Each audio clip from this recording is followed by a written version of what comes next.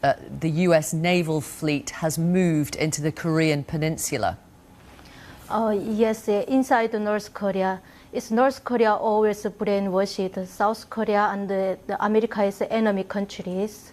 And the North Korea government brainwashed to the North Korean defectors why we strong and fight Americans. They always teaching to us.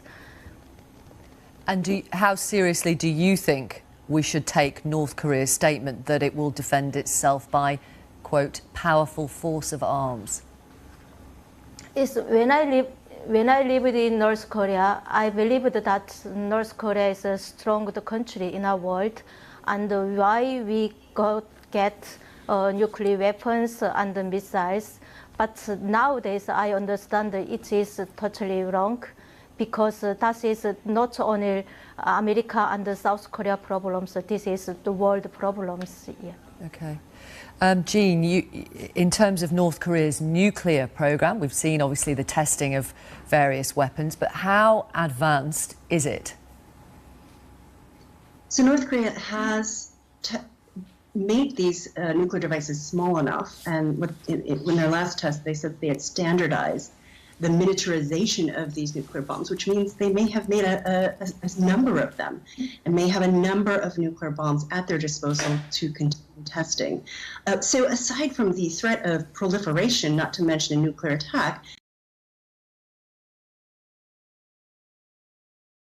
I would wonder about the issue of nuclear safety and security. This is a country that kicked out international inspectors years ago, so there's nobody really safeguarding this, nobody in the international world really safeguarding and making sure that this highly dangerous nuclear material is being kept safe.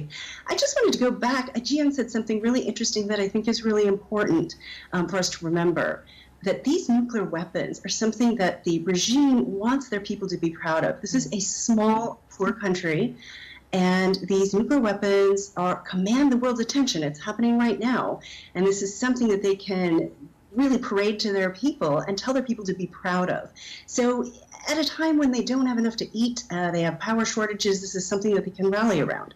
And it's important for us to understand how much of a part it plays in their propaganda, and sort of instilling a sense of pride in the people. And that really tells us how unwilling they are going to be to give that up. Yes.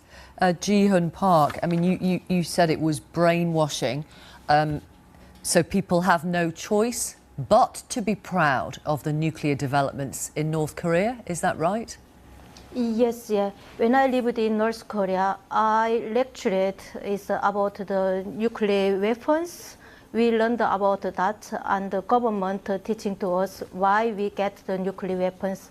But at that time, I didn't understand that the nuclear weapons are dangerous. Yeah. But nowadays, I learned that this one is not only South Korea and America problems. So many North Korean people, they still believe about that because they never heard about the outside news.